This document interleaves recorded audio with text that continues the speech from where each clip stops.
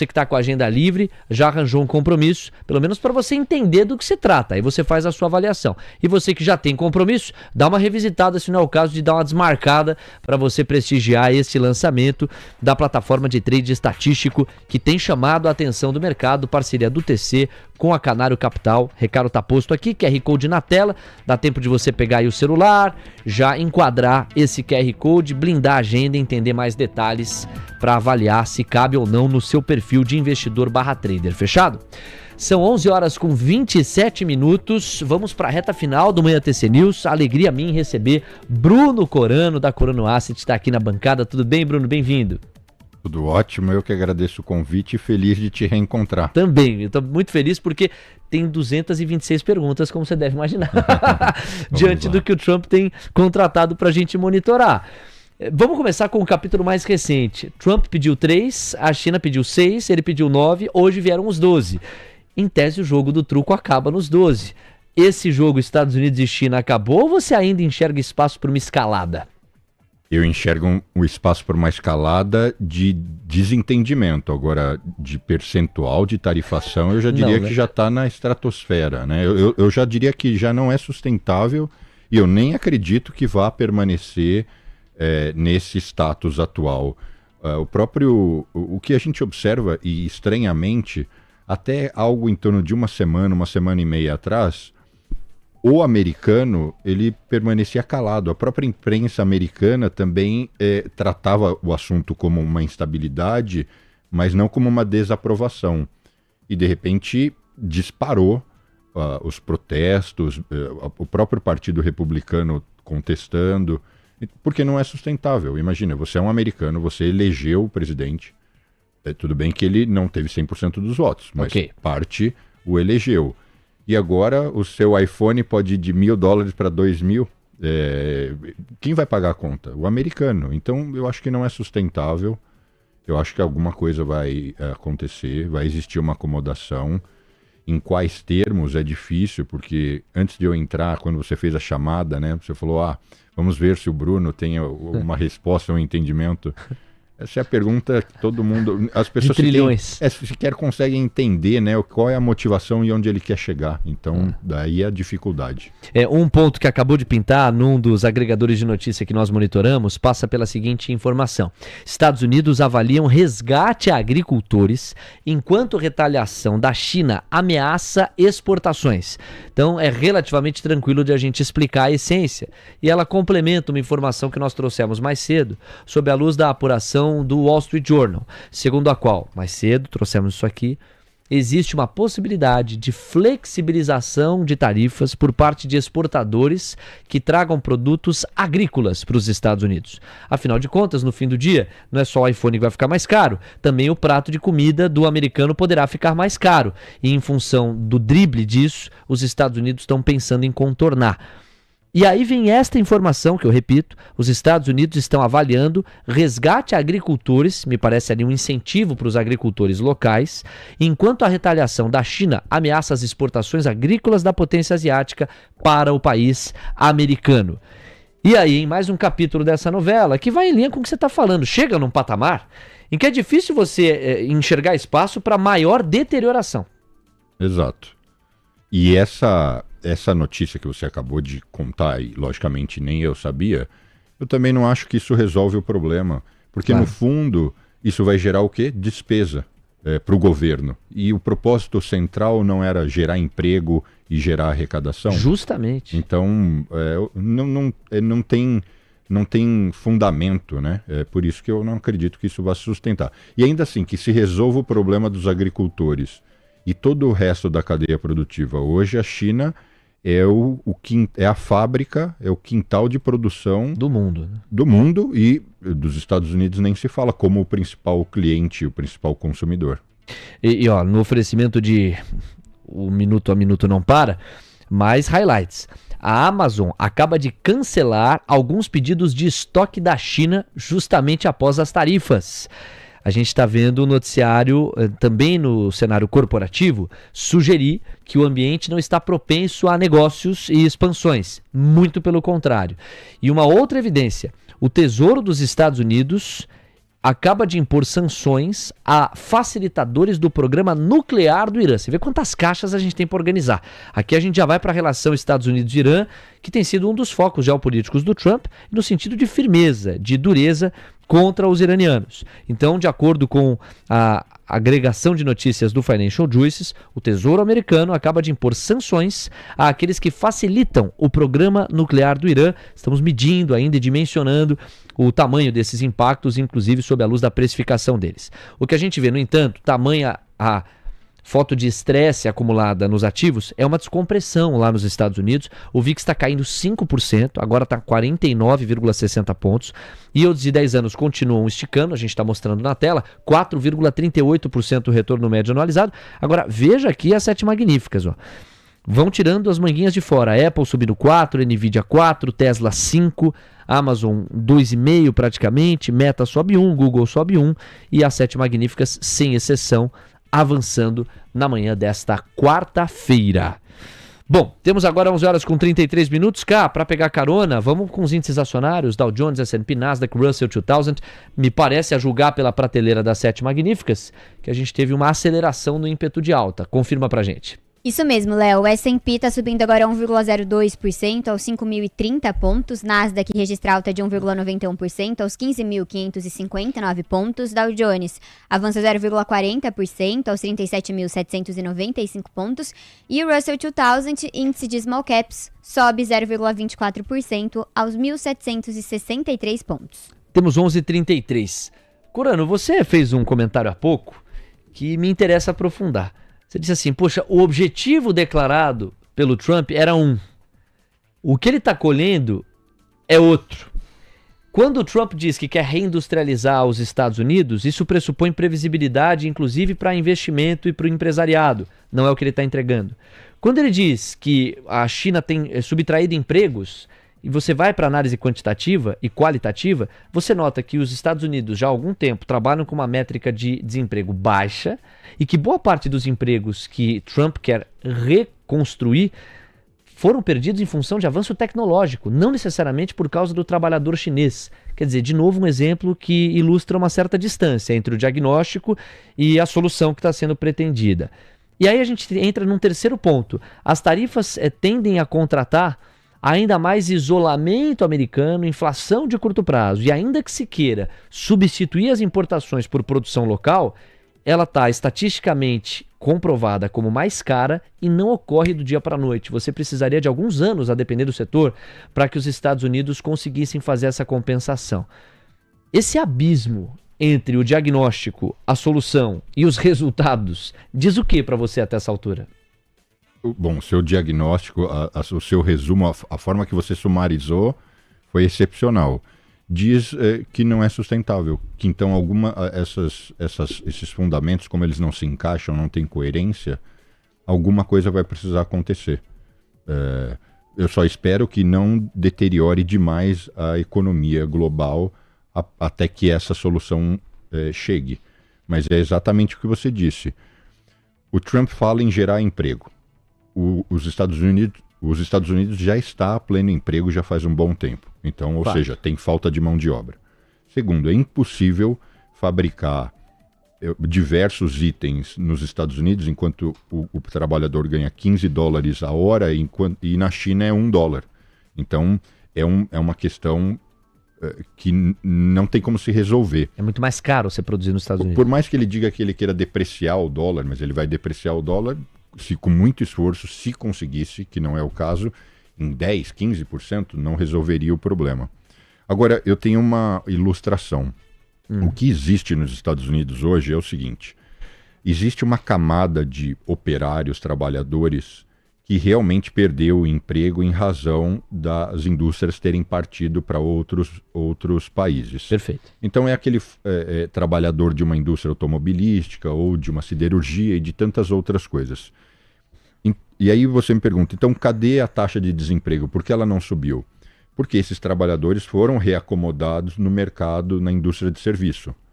Porém, ganhando menos e com menos benefício, diferente de quando ele trabalhava numa indústria automobilística e ele tinha seguro-saúde, benefício, aposentadoria. Ele foi para um emprego menos menos remunerado. E essas pessoas, como é um problema que também existe no Brasil, elas não se qualificaram para conseguirem trabalhar em posições melhor remuneradas, porque era o apertador de parafuso da indústria, mas a gente está falando de milhões de pessoas, que é o cinturão enferrujado. Então é daí que ele é a base, é uma grande base do Trump. Então a percepção nos Estados Unidos é que ele fala muito, entre outras bases, mas com essa base. Mas essa questão não fecha, né? Tudo isso não vai beneficiar esse público.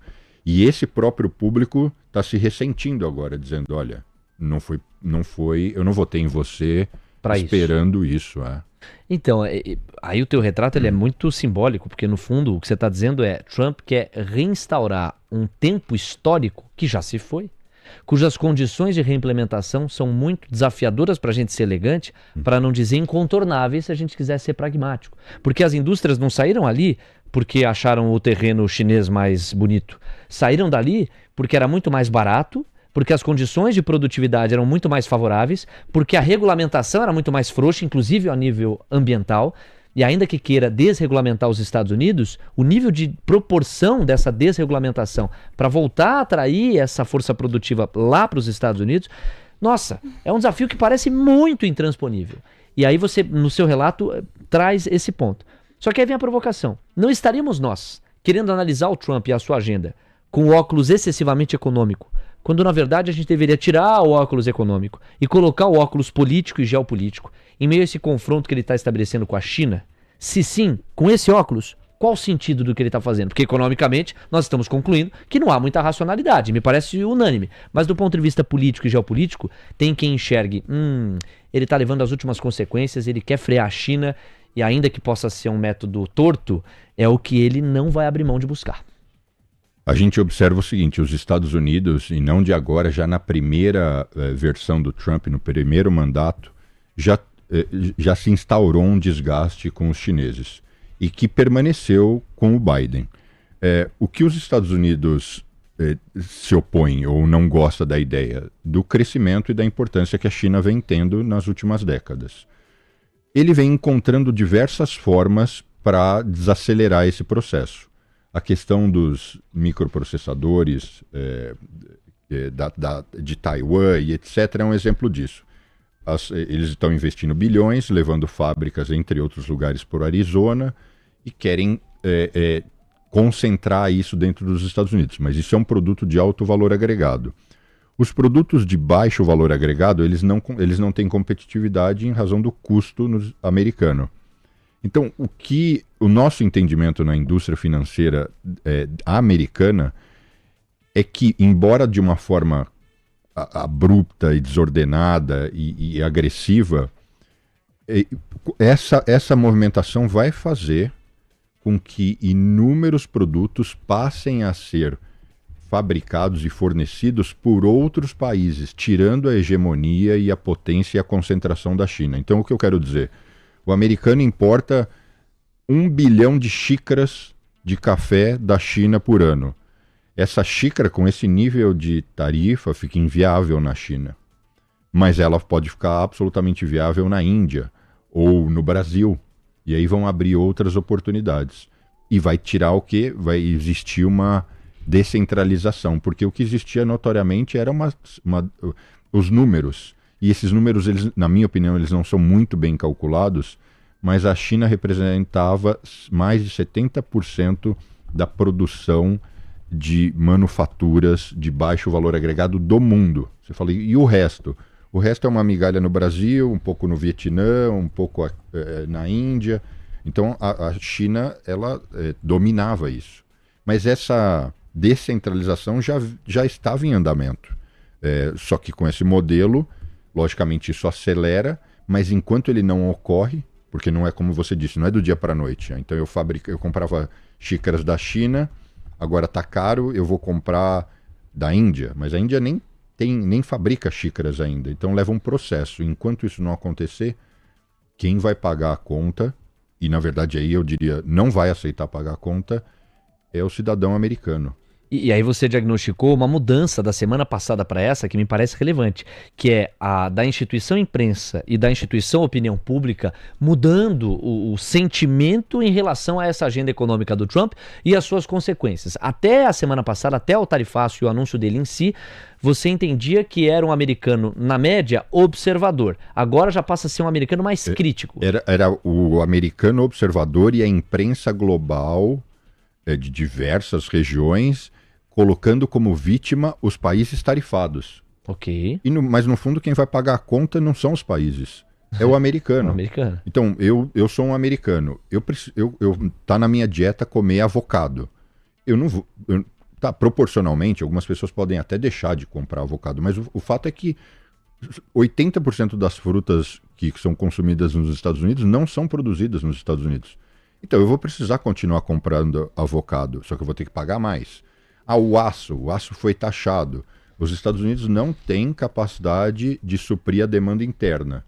Então ele vai precisar continuar comprando aço, só que ele vai comprar mais caro, porque não vai se instalar uma siderúrgica em 2 meses para produzir toneladas de aço de uma hora para outra. Mas da maneira como você embalou, me pareceu um jeito bem interessante, que é, no fundo, os Estados Unidos pressionando a China através da guerra tarifária, a fim de fazer com que a produção escoe dela, não necessariamente de volta para os Estados Unidos, dados todos esses obstáculos que nós organizamos, mas para outras praças, inclusive do Sudeste Asiático, que continuariam oferecendo boas condições no sentido de menos custos, preços baixos, só que esvaziando o protagonismo da China. Exato. Então, por esse ângulo, tira o óculos econômico, o óculos da globalização, o óculos que você queira, bota o óculos apenas político e geopolítico, é a estratégia clara do Trump, pela maneira como você embalou. Eu vou levar as últimas consequências com a China, tenho que morder todo mundo para mostrar minha força, mas com os outros eu estarei bem mais propenso a negociar, a fim de que essa produção hoje hiperconcentrada na China se distribua e se destrinche em outras regiões que não precisam ser necessariamente a região americana. Isso vai ser mais a retórica, mas que possam ir para outros países. Esse é um dos jeitos de embalar que a gente tem, né? É um dos jeitos, mas nem isso fica claro, porque alguns outros países também foram severamente taxados. Então, a gente não enxerga um plano explícito e quais são as intenções. E por isso que todos os países não estão sabendo muito bem como lidar. Num primeiro momento, se imaginava que essa taxação era para provocar com que os países viessem para a mesa de negociação para se conseguir outras coisas. Eu costumo mencionar recentemente o conflito Rússia-Ucrânia. Os Estados Unidos entrou no circuito para tentar amenizar as coisas. No entanto, é bem bizarro e estranho, porque uma coisa é, precisamos fazer a paz. A outra coisa é, Ucrânia, eu vou explorar todos os seus recursos naturais. Então, basicamente foi esse o discurso. Eu vou ajudar a não ter guerra, mas olha, seus recursos naturais agora vão ser geridos por mim. Então, ele entra por um lado para objetivar outro interesse. É bem difícil essa leitura, né? E é difícil também entender o corpo ali, o time que o assessora e qual é o entendimento. Poucos se pronunciam, às vezes eles têm falas conflitantes.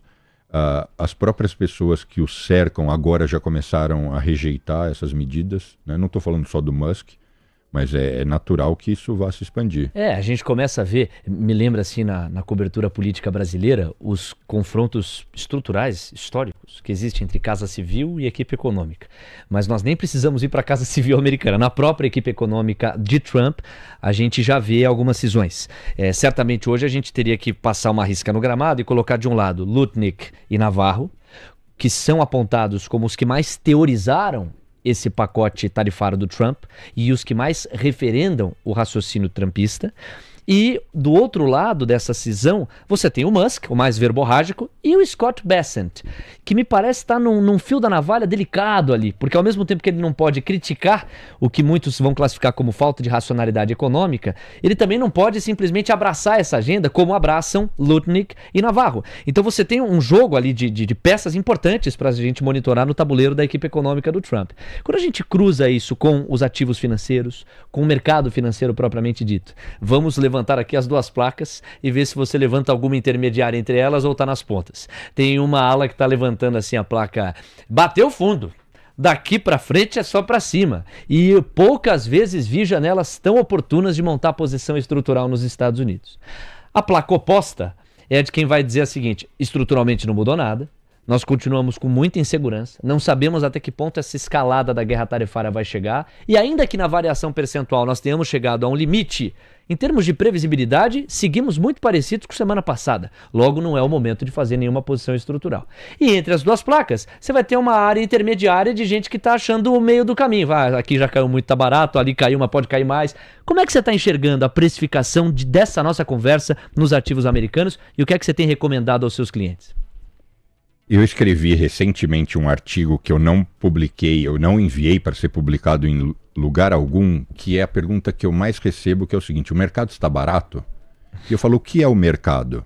O mercado, o S&P, é a composição de mais de 500 empresas. Eu não tenho o valuation dessas 500 empresas. Então, observar o índice e apontar se ele está barato ou caro, eu acho que ninguém consegue se a pessoa não tiver com muito fundamento e muito bem feito 500 valuations de empresas que elas acompanhem há muitos anos.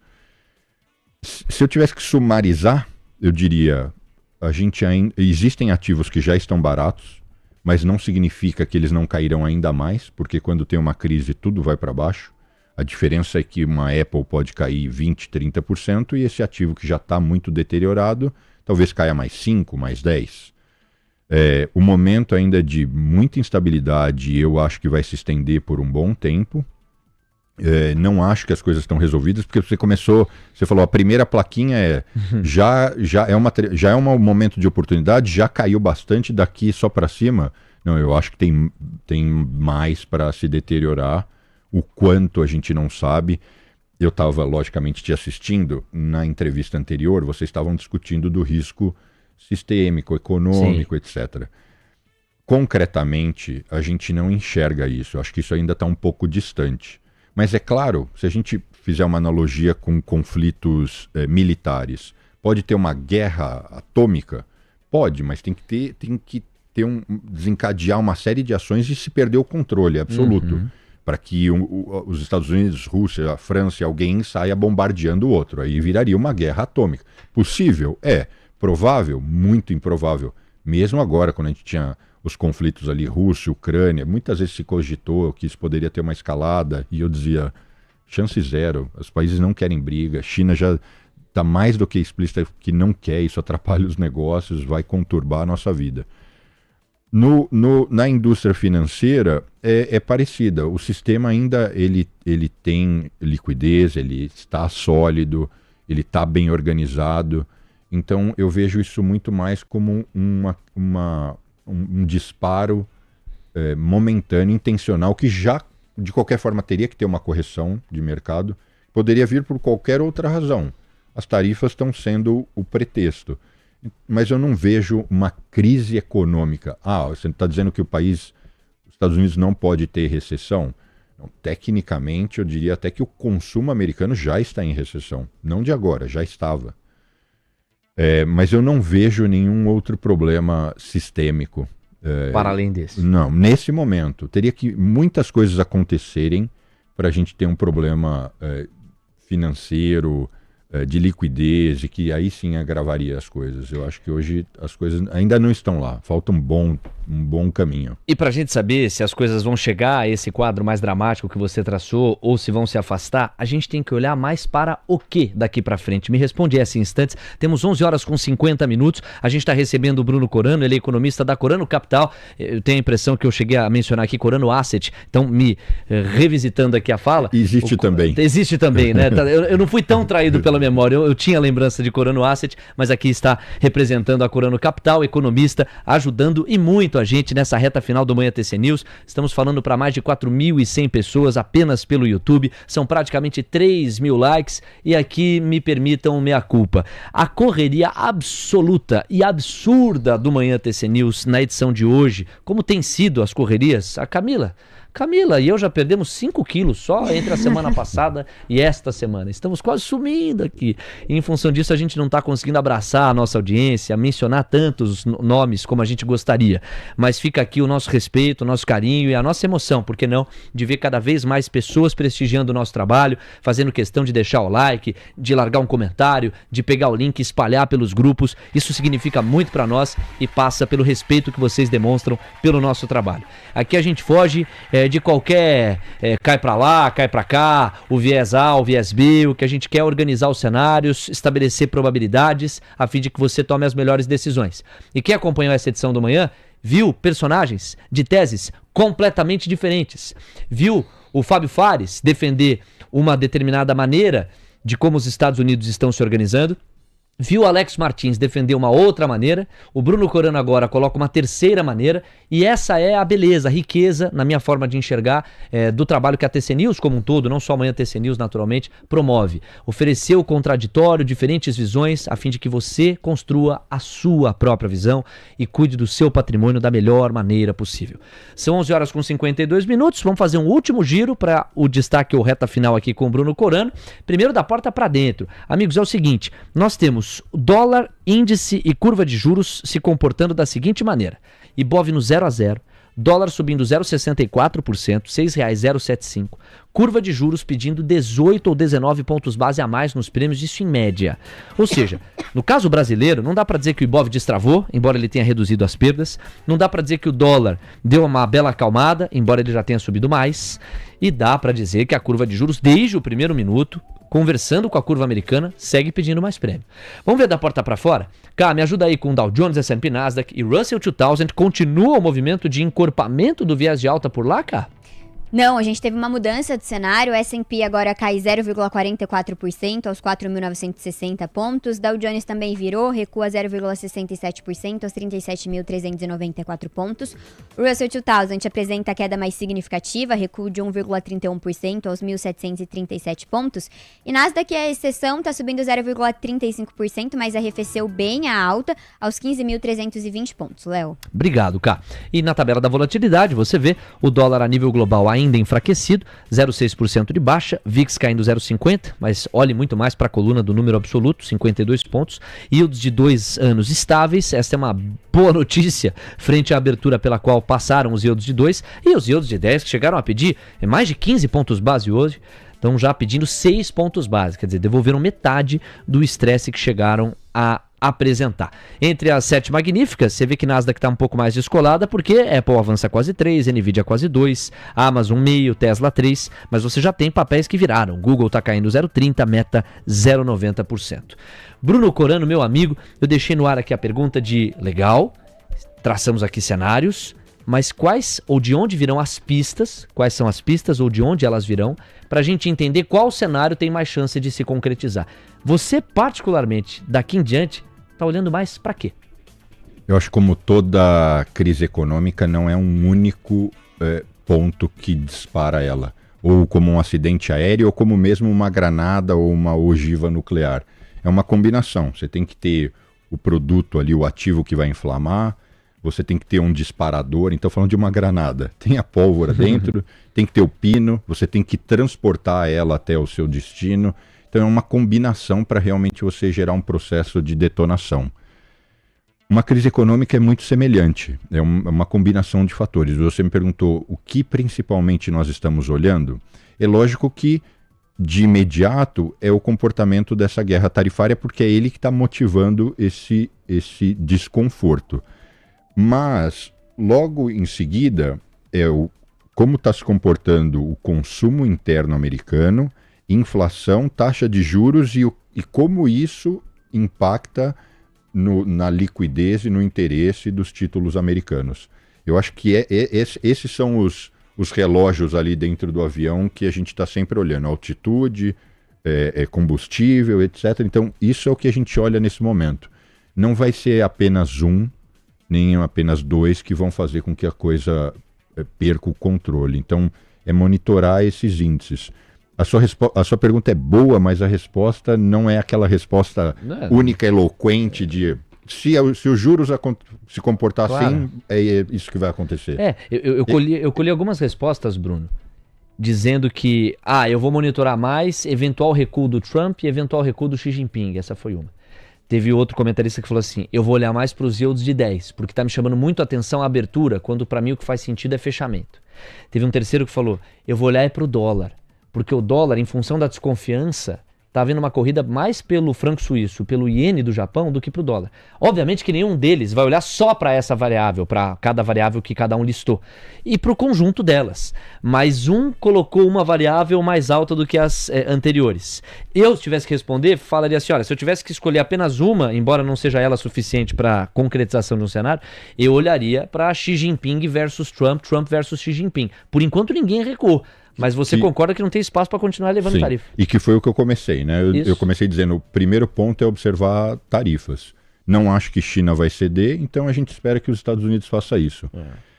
Olho para... Você comentou que foi debatido sobre a curva longa de juros, né? De 10 anos. Eu olho para a curva longa de juros, sem dúvida nenhuma.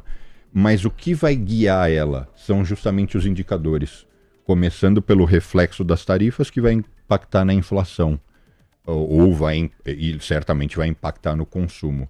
Porque, no fundo, o juros é um instrumento, né? É uma ferramenta. Então, ele vai se guiar por esses outros indicadores. Então, talvez eu tenha implicitamente ordenado dessa forma, né? Exato. Então, vamos ver. Agora, você falou, né, que um outro um colega falou sobre a curva deveria se mover dessa forma e está indo de outra. A gente ainda não tem amostragem, o prazo é muito curto. A gente começou o programa, os índices estavam em alta, sendo que ontem, né, acabou de detonar uma suposta novo motivador para os índices se deteriorarem ainda mais. Então, acho que não dá para trabalhar com imediatismo e com curto prazo e não olhar o dia ou a hora. Tem que aguardar e esperar as coisas irem se acomodando. Você pegou a dica do Bruno Corano, né? Se mantenham ligados na TC News. A cada minuto pode rolar uma novidade. Às 11h58 a gente fecha essa excelente entrevista. Gostei muito de te receber, é sempre um aprendizado. O economista da Corano Capital, Bruno Corano, obrigado pela presença e até a próxima. Eu que agradeço, foi um prazer. Valeu, foi nosso. 11h59 é o